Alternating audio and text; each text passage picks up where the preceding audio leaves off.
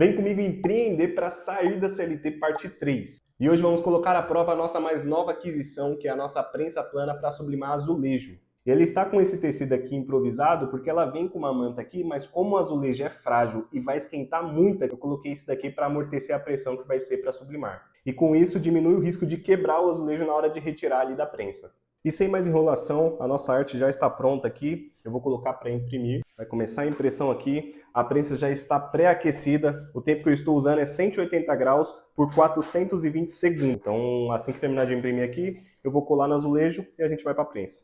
Impressão finalizada, bora colar no azulejo. Arte colada, bora para a hora da verdade. Eu vou colocar aqui na prensa. Nossa prensa finalizou, vamos verificar se a sublimação ficou 100%. Nossa, é bem quente, até com a luva térmica ainda assim transfere muito calor.